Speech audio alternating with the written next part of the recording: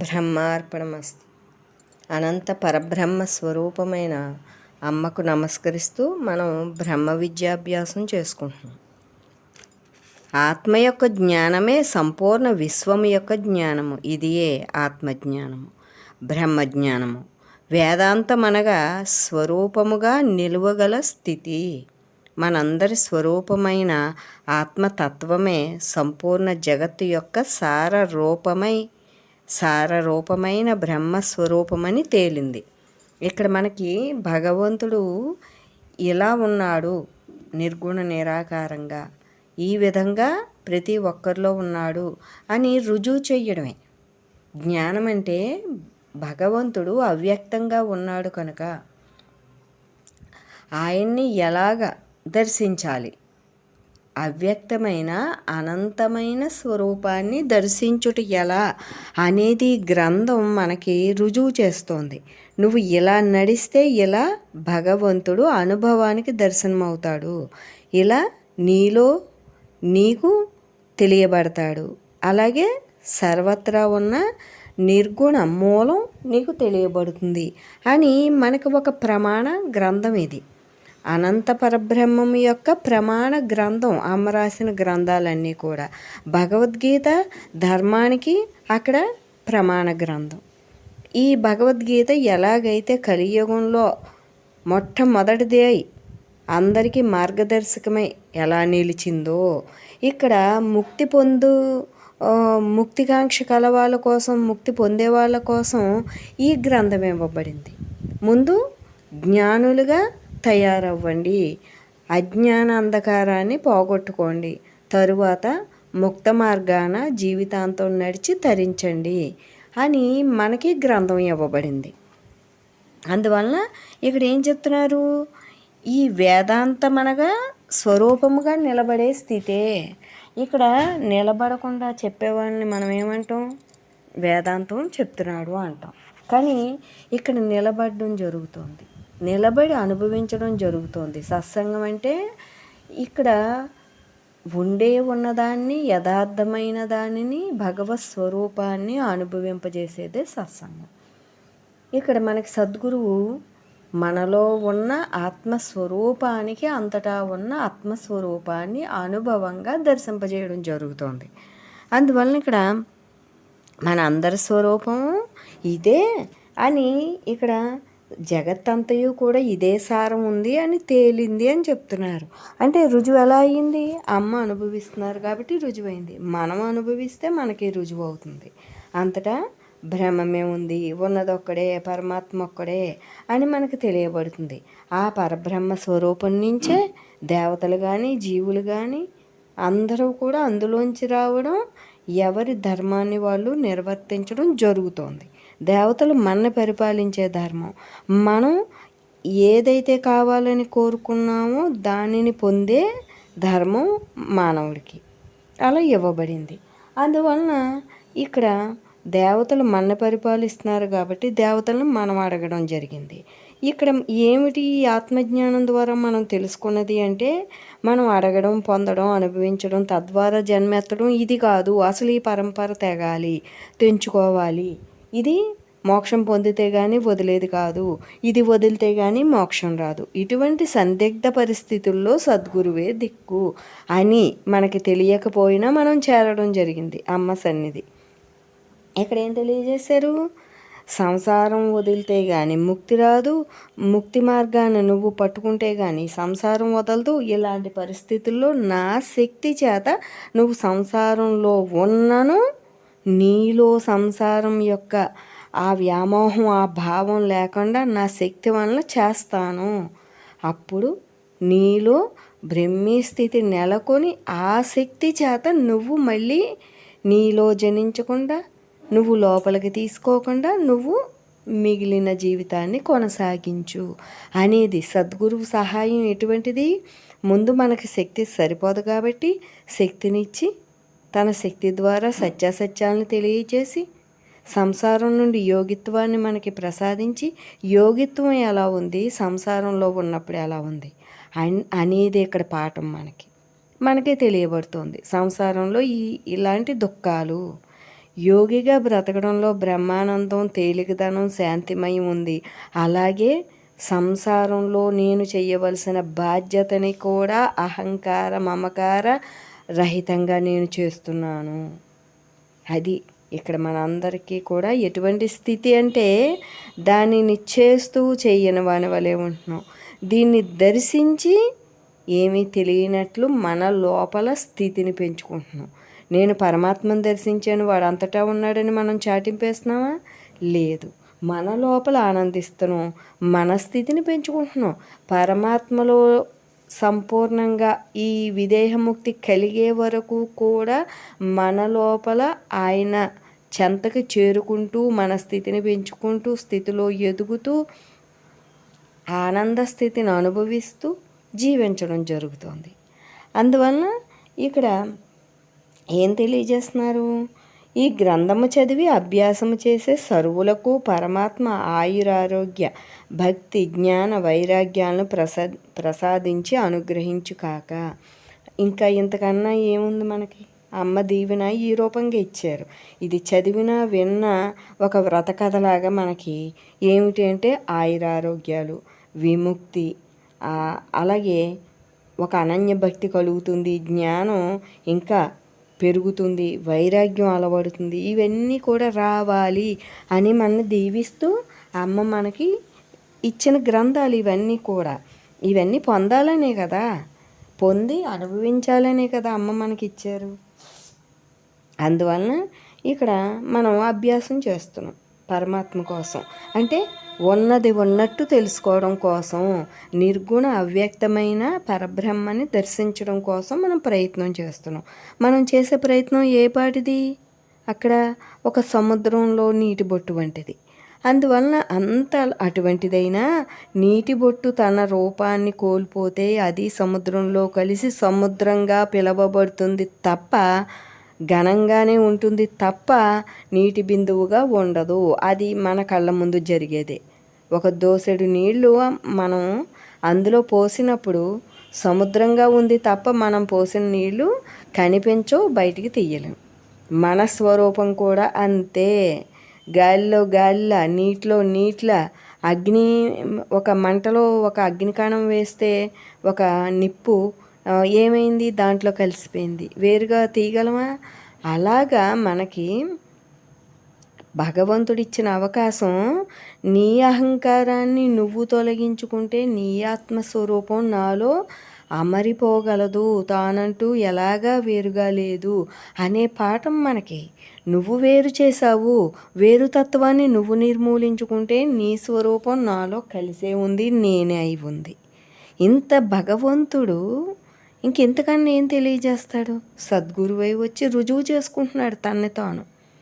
శ్రీకృష్ణ పరమాత్మ కూడా అర్జునుడికి తను భగవంతుడి తత్వాన్ని తానే తెలియజేసి తానే విశ్వరూప దర్శనాన్ని ఇచ్చి తను చెప్పవలసి వచ్చింది తప్ప తెలుసుకోలేకపోయారు ఎవరికి వాళ్ళు. అలా ఎవరో ముఖ్యమైన వాళ్ళు తపస్సాలులు తెలుసుకున్నారు. భీష్ముడు అటువంటి వాళ్ళు తెలుసుకోవడం జరిగింది. అలాగే మనలో కూడా యోగిత్వం ఉన్నవాళ్ళు తెలుసుకుంటున్నారు. ఇక్కడ తెలియలేని వాళ్ళకి తెలియజేయడం జరుగుతోంది భగవంతుడి గ్రంథాల ద్వారా. గ్రంథాల ద్వారా మనం ఏం తెలుసుకుంటున్నాం, ఎలా తెలుసుకుంటున్నాం అంటే అనుభవంగా. అనుభవం ఏమిటి? దర్శించడం. గ్రంథం ఏమిటి? మార్గం. మార్గం ఎవరిచ్చారు? మళ్ళీ భగవంతుడు ఇచ్చాడు. తన వద్దకి భగవంతుడు మార్గాన్ని మనకి చూపించాడు. ఎవరికి వాళ్ళు నాకు భగవంతుడు తన వద్దకి రమ్మని మార్గం చూపించాడు. ఇలా రా, ఇలా నీలో మంచి సద్గుణాలు, మంచి లక్షణాలను అభివృద్ధి చేసుకుని చెడు లక్షణాలని తొలగించుకుని అహంకారాన్ని నిర్మూలించుకుని నా వద్దకి వచ్చేయి అని నాకు తెలియజేశాడు అని మనం కనుక భావిస్తే, ఎందుకంటే సత్యం అదే. భావం అనేది అబద్ధం, కానీ ఇక్కడ సత్యం అదే. సత్యాన్నే భావించు, భావాతీతుడు అవుతావు. ఇది సత్యం. భగవంతుడు మనకి మార్గాన్ని పరిచి నీ ఆయువు అయిన అనంతరమే రమ్మన్నాడు, కానీ మధ్యలో ఆయువుని వదిలేసి ఈ ఈ జగత్తును వదిలిపెట్టి నువ్వు మధ్యలో వచ్చేయమనలేదు అక్కడ. ఎందుకంటే నువ్వు తెచ్చుకున్నది నువ్వు అనుభవిస్తూ ఉండడంలోనే కదా భగవంతుడి విలువ తెలుస్తుంది. దుఃఖం వచ్చిందని తీసుకుపోవడం లేదు, సంతోషం వచ్చిందని తీసుకుపోవడం లేదు. రెండింటినీ నువ్వు తెలుసుకుని విడివడి ఉన్నప్పుడే తన చెంతకి చేర్చుకుని ఈ స్థితిలో ఉండు నీ ఆయువు అయ్యే వరకు, ఆయువు అయిన తర్వాత పూర్తిగా నాలో కలిసిపోతావు అంటున్నాడు. ఎంత భగవంతుడు మార్గాన్ని మనకి మెట్టుగా ఇచ్చాడు. ఒక్కొక్క మెట్టులోనూ కూడా అక్కడ తనని అనుభవించేలాగా మనకు పెట్టాడు. ఇక్కడ నువ్వు తెచ్చుకున్నది నీకుంది, నువ్వు తెచ్చుకున్న దుఃఖాన్ని నువ్వు అనుభవించకుండా తప్పించుకునేది ఉంది, నువ్వు తెచ్చుకున్న ఆనందాన్ని కూడా నువ్వు గర్వించకుండా అనుభవించే అవకాశం ఉంది. ఈ రెండు అనుభవిస్తూ కూడా ఇవేమీ లేదు అని నీ జీవిత కాలంలో నన్ను తెలుసుకుని జీవిత చివరిలో అంతిమ దశలో మళ్ళీ నన్ను చేరే అవకాశం ఉంది అని తెలియజేశాడు భగవంతుడు. భగవంతుడిని మించిన ఒక స్నేహితుడు ఏం చెప్పాలి ఇంకా? మనకి తల్లిదండ్రులు, దైవం, ఉపాధ్యాయుడు మొట్టమొదట పూజ్యులు అన్నారు. ఈ మూడింటిని మించినవాడు పరమాత్మ. దైవ రూపం భ్రాంతిని వదిలించకుండా భ్రాంతిలో 1,00,00,000 రూపాయలు కావాలన్నా ఇస్తుంది. కాబట్టి పరమాత్మ భ్రాంతిని వదిలిస్తాడు. కాబట్టి పరబ్రహ్మ స్వరూపం జ్ఞానాన్ని ఇచ్చి అంతకు మించినదే పరబ్రహ్మ స్వరూపం. తల్లిదండ్రులు మాయలోనే ఇస్తారు కాబట్టి వాళ్ళిద్దరినీ మించినదే పరబ్రహ్మ స్వరూపం. ఉపాధ్యాయుడు మాయలోనే చదువుని నేర్పి నీ ఉపాధికి ఉపకారం అవుతున్నాడు తప్ప అంతర జ్ఞానం కాదు. కనుక ఉపాధ్యాయుని మించిన వాడు పరబ్రహ్మ స్వరూపం. అంటే మొట్టమొదట పూజింపదగిన వాడు పరబ్రహ్మ స్వరూపుడు. ఏ విధంగా పూజిస్తో? వాడు అవ్యక్తుడు, నిర్వికారుడు, నిరాకారుడు, నిర్గుణుడు. ఎలా? ఒక సద్గుణం ఉంటే ఆ దేవుడికి ఈ పువ్వు ఇష్టం, ఈ మాల ఇష్టం, ఈ నివేదన ఇష్టం అని చేస్తున్నాం. అంటే ఒక సద్గుణాన్ని కావాలని తెచ్చుకుని ఇది ఇష్టం అంటే నీ భక్తిని నువ్వు నిరూపించుకుందుకు ఆస్కారం ఉంటుంది. కాబట్టి ఇదంతా చేస్తున్నాడు అక్కడ ఈ దేవతామూర్తులందరూ కూడా. లేకపోతే వాళ్ళకి ఇది నివేదిస్తే ఇష్టమేంటి? సృష్టి అంతా వాళ్ళు కూడా నిండి ఉన్నారు కదా. ఈ పదార్థం ఇష్టం, ఈ పువ్వు ఇష్టం అని వేరు తత్వం ఉందా? కానీ నీ కోసం వేరుపడ్డారు, భక్తుని కోసం. అక్కడ ఏ దేవతామూర్తి తక్కువ కాదు. మీ భక్తికి కరిగి ఇది నివేదిస్తే నీ కోరిక తీరుస్తాను.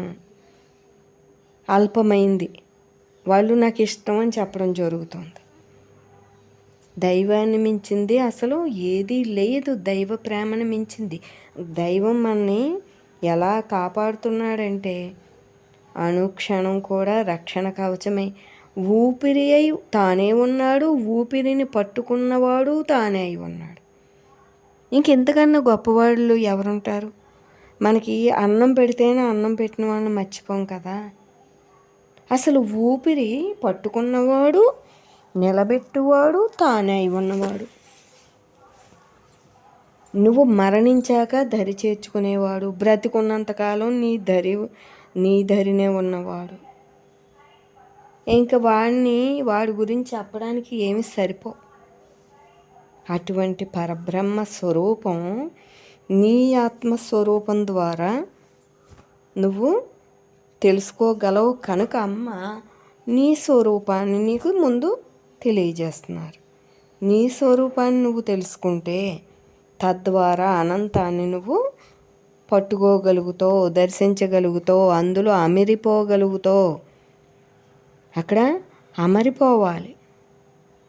నీటిలో నీళ్ళ, గాలిలో అమరిపోవాలి మన ఆత్మస్వరూపం.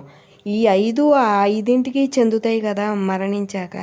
బ్రతికుండగా కూడా ఈ 5 ఆ 5ంటి వల్లే కదా బ్రతుకుతున్నాయి.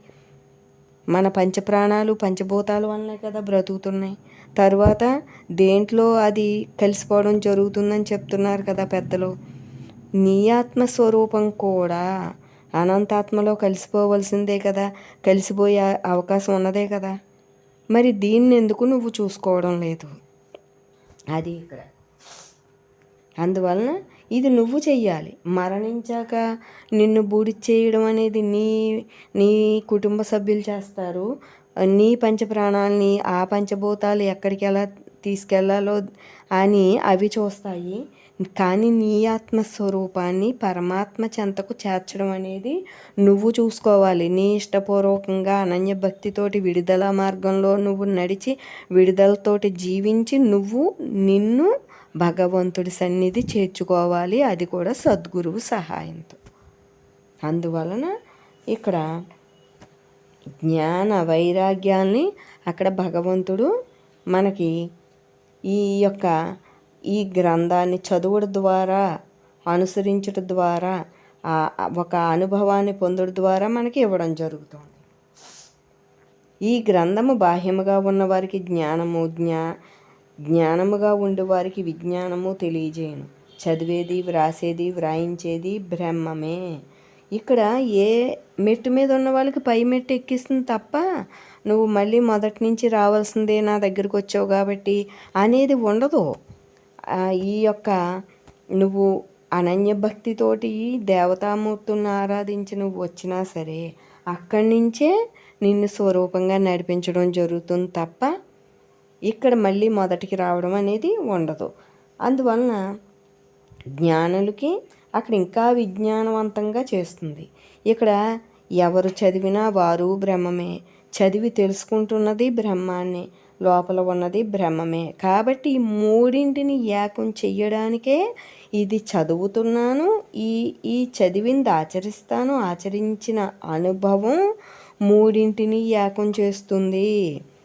ద్రష్ట దృక్కు దృశ్యాన్ని చదువుతున్నవాడు చదవబడింది చదివిన తరువాత కలిగే అనుభవం తీరం గమ్యం ఒక్కటే అనే అనుభవం కలుగుతుంది అని ఒక అవగాహనతోటి మనం చదివినా విన్నా, అమ్మ మాటలు విన్నా ఏదైనా ఒక అవగాహనతో ఉండాలి.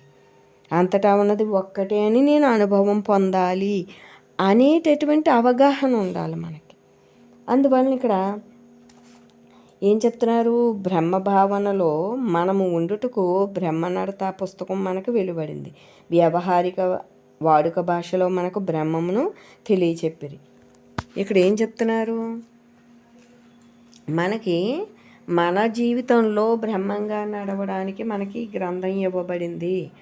మన జీవితాన్ని ఈ యొక్క సద్వినియోగం, కాలాన్ని, జీవితాన్ని, జన్మని వినియోగించుకుందుకు గ్రంథం ఇవ్వబడింది. ఒక ధనాన్ని వినియోగించుకోవడం చెప్పగలుగుతారు కానీ ఇంకా మన కాలాన్ని కానీ జన్మను కానీ వినియోగించుకోవడం ఎవరు చెప్పలేరు. ఈ మనసు ఎప్పుడు పుట్టింది? జీవుడు ఎప్పుడు చేరాడు? బ్రహ్మము సనాతనము అనగా ఆది లేనటువంటిది, పురాతనమైనటువంటి పదార్థము.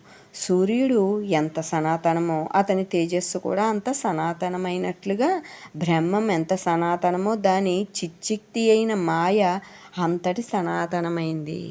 మనం అసలు ఈ గ్రంథం ఎందుకు చదువుకుంటున్నాం, ఎందుకు వింటున్నాం, ఈ సత్సంగం, ఈ గురువు దేనికి అంటే ఈ బ్రహ్మము ఎలా ఉందో సనాతనంగా బ్రహ్మముని మూసివేసి ఆవరించి మాయ కూడా అంతే కాలంగా ఉంది, అంతే సనాతనమై ఆది మధ్యాంతమై ఉంది. నువ్వు ఏ విధంగా తొలగించుకుంటావు? ఇక్కడ జీవుడు చూస్తే అల్పుడు, ఒక కణం జీవి అంటే. ఆత్మస్వరూపం కూడా ఒక బిందువు, పరమాత్మ కన్నా అది చిన్నదే, శక్తి తక్కువే. ఎలా తెలుసుకుంటాడు వీడు అంటే మాయాపొరని నువ్వు కనుక జ్ఞానంతో తొలగించుకుంటే నీ ఆత్మస్వరూపానికి అనంతమైనది తెలియబడుతుంది.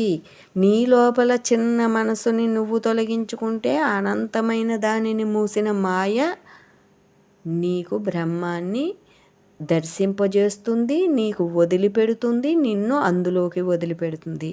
అది ఇక్కడ మనం సద్గురువు కానీ, ఈ గ్రంథపఠనం కానీ, ఆచరణ కానీ దేనికి అంటే మాయ ఉందని తెలుసుకుందికి, మాయని ఎలా వదిలించాలో తెలుసుకుందికి, మాయకి మూలమైన ఆధారమైన బ్రహ్మాన్ని దర్శించడానికి. ఇది మన అభ్యాసం. అందువలన మాయ కూడా సూర్యుని యొక్క తేజస్సు ఎలాగ ఒక్కటే అయి ఉందో, ఈ చిచ్చిక్తి అయిన మాయ కూడా అంతటి సనాతనమైందని చెప్తున్నారు. మాయ అనగా కర్మవాసనలతో కూడిన జీవుల సముదాయము. అనగా మాయ ఎంత సనాతనమో కర్మఫలములు వాసనలు వానితో కూడిన జీవుడు అంతటి వాడే. ఇక్కడ జీవుడు ఎంత అల్పుడో వాడు సనాతనమే అన్నారు. ఎందువలన జీవపొర అయితే అల్పమైంది, కానీ వాని ఆత్మ ఎన్నో జన్మలుగా అక్కడ ఉంది. అలాగే కర్మ ఫలితాలు కూడా చేసుకుని ఒక అడ్డుగోడలాగా నిర్మించుకుని అవి కూడా తక్కువేం కాదు అని చెప్తున్నారు. ఎంత తక్కువ కాదు ఎక్కువే అనుకున్నా, ఒక అగ్గిపుల్లకి అడవి ఎలా తగలబడుతుందో ఇది కూడా అలా దగ్ధమవుతుందని ఇదే జ్ఞానం చెప్పింది. జ్ఞానంలో మాయ కానీ భ్రాంతి కానీ జీవుడు కానీ వాడి కర్మలు కానీ ఎంత బలమైనవో అంతకన్నా 10 రెట్లు బలమైన జ్ఞానమనే ఒకే ఒక అగ్గిపుల్ల చేత ఎంతటి అజ్ఞానమైన బూడిదవ్వగలదు. కానీ నువ్వు ఈ యొక్క జ్ఞానాన్ని నువ్వు సంపాదించగలిగితేనే కదా ఇది జరుగుతుంది. అందువలన నీ ఆత్మస్వరూపం ఒక అగ్గిపుల్ల వంటిది. నీ సనాతనంగా ఉంటున్న నీ కర్మల ఫలితాన్ని నువ్వు దగ్ధం చేసుకుందుకు దీన్ని దేదీప్యమానంగా వెలగనివ్వు అనేది ఇక్కడ జ్ఞానం. ఇదే ఆరిపోయే దీపంలా ఉంటే దీని ద్వారా నువ్వేమి తగలబెడతావు నువ్వు చేసుకున్న విధిని. అందువలన నువ్వు వెలుగుతూ ఉంటే అదే నిర్మూలించబడాలి, అదే భస్మం అవ్వాలి. నువ్వు దీనికి ఎంతసేపు దీన్ని వెలిగించుకునేలాగా ప్రకాశం పెంచుకునేలాగా నువ్వు ఉండాలి. నువ్వు ఉంటే అవి తొలగుతాయి. నువ్వే లేకుండా వాటికి లోబడిపోతే అవి ఎలా తొలుగుతాయి? మనం ఒక 4 ఈ పెంపుడు కుక్కలను కనుక పెంచుతూ ఉంటే నువ్వు పెంచుతున్నప్పుడు అవి ఎలా పోతాయి? నువ్వు పెంచడం మానేసి ఆహారం పెట్టడం మానేసి వాటిని తరిమేస్తేనే కదా అవి పోతాయి. నీ లోపల కూడా నీ గత సంబంధమైన నీ కర్మల ఫలితాన్ని నువ్వు నాకు ఇష్టం, ఇది నా ఆలోచన, ఇది నేను అని నువ్వు పోషిస్తున్నావు. కాబట్టి నువ్వు ఈ ఇష్టాన్ని వదిలిపెట్టి జీవించు.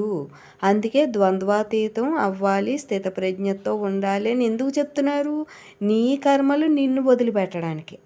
మనమేమనుకుంటున్నాం, ఆత్మజ్ఞానం అంటే ఇలా ఉండాలి, ఇలా కష్టంగా ఉండాలి, ఇవన్నీ త్యాగం చెయ్యాలి అని ఆ కోణం చూస్తున్నాం తప్ప అలా చేయడం ద్వారా, అలా చేయించడం ద్వారా సద్గురువు నా గతాన్ని వదిలింపజేసి నన్ను విడుదల చేసి నన్ను పరమాత్మ చెంతకు చేరుస్తున్నారు అనేది తెలుసుకోలేకపోతున్నాం. ఈ కోణం ఆలోచించాలి. అమ్మ ఏం చెప్పినా నన్ను అనంత నిర్గుణం కేసి చేరుస్తున్నారు ఒక అడుగు, ఇది నేను చేస్తే ఒక అడుగు చేరతాను అని మనం ఈ కోణం నుంచి మనం ఆలోచించాలి. ఏది చెప్పినా నా మంచికే, నేనేది చేసినా నా మేలుకే అని ఎప్పుడూ ఆత్మస్వరూప ఎరుకలో మన జీవితాన్ని మనం సాగించాలి. ఇక్కడ ఏం చెప్తున్నారు? కల్పాంతమున జగత్తులోని సకల ప్రాణుల దేహములందు సకల తత్వములు అనగా పంచేంద్రియాలు, పంచ జ్ఞానేంద్రియాలు, పంచకర్మేంద్రియములు, అంతఃకరణ చతుష్టయం, పంచప్రాణములు, శబ్దస్పర్శ రూప రసగంధ తత్వాలు, స్థూల సూక్ష్మ శరీరములు, అన్నమయ ప్రాణమయ మనోమయ విజ్ఞానమయ కోశములు, ఆయా ప్రాణులు కారణ శరీరములన్నీ మిగిలి ఉన్న వాని సమూహమే అవ్యక్త రూపముగా అవిద్య అనగా మాయ. ఇప్పుడు ఈ చదివిందంతా కూడా అవిద్య ఇదంతా చుట్టుకుని నీ ఆత్మస్వరూపాన్ని మూసివేసింది. ఈ శబ్దస్పర్శ రసగంధాదులు, ఈ చతుష్టయం, పంచ ప్రాణాలు ఇవన్నీ కూడా చుట్టుకుని నీ స్వరూపాన్ని నీకు తెలియకుండా మూసివేయడం జరిగింది. కాబట్టి సద్గురువు వీటన్నింటినీ వేరు చేసి నువ్వనగా ఇది, వీటి ధర్మాలు, వీటి లక్షణాలు, వీటి చలనాలు, వీటి ఇష్టాలు నువ్వు అనుకుని ప్రవర్తిస్తున్నావు. అలా ప్రవర్తించి ఎంతో కాలం వృధా చేసుకున్నావు. కాబట్టి నీదైన స్వరూపంగా నీవు నడువు, నీ స్వరూపంగా నువ్వు చూడు, నీ స్వరూపంగా నువ్వు మాట్లాడు. ఇది మనకు అమ్మ నేర్పేది. అందువలన ఈ అవిద్య, ఇదే మాయ, ఇదే భ్రాంతి, ఇదే దేహభావం, ఇదే అహంకారం, ఎన్ని పేర్లు పెట్టుకున్నా అక్కడ మనకి నష్టం తెచ్చేది ఇది. కనుక ఇవన్నింటినీ మనం తెలుసుకుని వేరు చేసి అక్కడ నువ్వుగా నడవడమే, నేనుగా నడవడమే, ఆత్మ స్వరూపంగా నడవడమే. అదొకటే మార్గం, అదొకటే దిక్కు, అదొకటే రక్షణ, అదొకటే దీపం తప్ప దారి లేదు. అందుకే ఆ ఒక్కటే సద్గురువు. ఎందరు సద్గురువులైనా నిజమైన సద్గురువుల హానెస్ట్గా చెప్పే సద్గురువు ఎవరైనా ఇదొక్కటే చెప్తారు, నువ్వు ఆత్మస్వరూపానివి, ఆత్మధ్యానం చెయ్యి, ఈ అహంకారాన్ని, మమకారాన్ని, వ్యామోహాన్ని వదులుకో అని ఒక నిజమైన సద్గురువులు ఎవరైనా ఎందరైనా చెప్పేది ఒక్కటే, నువ్వు స్వరూపానివి, నీలో భగవంతుడు ఉన్నాడు, ఆ భగవంతుని లక్షణాలతో నువ్వు నడుచుకోమనే చెప్తారు. ఇక్కడ బ్రహ్మ విద్య రకరకాలుగా లేదు, ఆ విద్య కూడా రకరకాలుగా లేదు. ఆ విద్య అంటేనే అహంకారం, మమకారాలతో చేసుకున్న కర్మలతో కూడింది. ఎవడు చేసుకున్న కర్మ వాడిది, ఎవరి అహం వాడిది, ఎవడి మమకారం వాడిది. కానీ ఈ మూడు అయితే కామన్గా ఉన్నాయి కదా మన లోపల ఆంతర్యంలో. అలాగే ఆత్మస్వరూపం కూడా అందరిలోనూ అఖండంగా ఉంది. ఎవరు తెలుసుకుంటే అక్కడ వాళ్ళు తనలో ఉన్నది, నాలో ఉన్నది ఒక్కటే కాబట్టి తను నేను వేరు కాదు అని ఇతరుల్ని బ్రహ్మంగా చూడడం జరుగుతుంది. మనం దర్శించినప్పుడు ఇతరుల్లో ఉన్నది అదే అని ఇతరుల్ని కూడా మనం చూడడం జరుగుతుంది. అమ్మ చూసే చూపు అదే. ఇతరులను కూడా మనని కూడా తన వల్లే చూస్తారు. ఎందుకు? మనలో ఉన్నది తానే అని తనకు తెలుసు కాబట్టి. మనం తెలుసుకుంటే మనం చూస్తాం, మనం చూసినప్పుడు బంధింపబడం. అమ్మ మనకి బంధింపబడతారా? మనం ఇతరులకి, మనం చేసే కర్మలకి బంధింపబడుతూ ఉంటాం. ఎందువలన? దృష్టి లోపం వలన, వేరు దృష్టి వలన, దేహ దృష్టి వలన. ఈ మూడింటిని మనం సవరించుకుంటే నేను బ్రహ్మం, ఇతరులు బ్రహ్మం, నా చూపు బ్రహ్మం. ఈ మూడు చోట్ల బంధించడానికి ఏముంది? అమ్మ అలా చూస్తున్నారు కాబట్టి దేనికి బంధింపబడరు. అందువలన మనని కూడా బంధింపబడకుండా జీవించమనే కదా ఈ గ్రంథాలన్నీ. ఈ బందికానం నుంచి విడుదలై స్వేచ్ఛగా మనం జీవించడానికి. స్వేచ్ఛలో నువ్వు భగవంతునిగా ఉంటున్నావు, భగవంతుని మాత్రమే చూస్తూ జీవిస్తున్నావు, భగవంతుని లోపల నిర్గుణం తత్వంతో ఆరాధిస్తున్నావు, నీకు నీవే నివేదన అయిపోతున్నావు. ఎన్ని చెప్పలేనన్ని, చెప్పనలవి కానన్ని ఆయనకి సమర్పించేవి మన లోపల సంసిద్ధమై ఉన్నాయి. నీ ఆత్మస్వరూపం ఉంది, నీ బుద్ధి ఉంది, నీ జీవన విధానం ఉంది, నీ దృష్టి ఉంది, నువ్వు ఈ ఆరాధించే అనన్య భక్తి ఉంది, నిష్కామ కర్మలు ఉన్నాయి. అన్నీ భగవంతునికే అక్కడ సమర్పణ జరిగిపోతుంది. మరి నువ్వు భగవంతుడికి సమర్పించే జీవితం ఎలాగా నడవాలి? అసలు నువ్వెలా నీ లోపల ఉండాలి? భగవంతుడు నిన్ను సాక్షిగా చూస్తున్నాడు, నువ్వే నాకు నివేదన అవ్వు అంటున్నాడు, నీ ఆత్మే నాకు అసలైన నివేదన, అదే నాకు కావాలంటున్నాడు. అన్నప్పుడు నువ్వు ఎలా జీవించాలి, ఎలా చూడాలి, నీ జీవితాన్ని ఎలా మలుచుకోవాలి, ఎంత పవిత్రంగా అంతరంగం తయారు చేసుకోవాలి మనం, ఇవన్నీ కూడా అమ్మ గ్రంథాల ద్వారా మనం తయారవుతాం. మన బ్రతికి ఎలాగా వచ్చింది? ఏదో చూస్తూ బ్రతికే బదులు బ్రహ్మాన్ని తలచుకుంటూ బ్రతికితే వినియోగం అవుతుంది కదా. ప్రపంచాన్ని చూస్తూ బ్రతికే కన్నా బ్రహ్మ గ్రంథాలని, అమ్మ చెప్పే మాటల్ని వింటూ చదువుతూ ఆనెస్ట్గా బ్రతికితే సద్వినియోగం చేసుకుంటాం కదా జన్మని. ఇలా వెళ్తే వృధా, అడుగుని ఇటు తిప్పితే వినియోగం, అటు చూస్తే వృధా, అంతర్ముఖం అయితే వినియోగం. అదే జీవితం, అదే శరీరం, దేహం నేను అన్న భావం వృధా, ఆత్మ నేను అన్న భావం ఉద్ధరింపు. అది చిన్న గీతం దాటించి అంతర్ముఖం చేసి ఆత్మస్వరూపాన్ని చూపి ఇలా ఉండు చాలు అంటున్నారమ్మ. అటువంటి సద్గురువు మనకి లభించారు. బ్రహ్మార్పణమస్తు.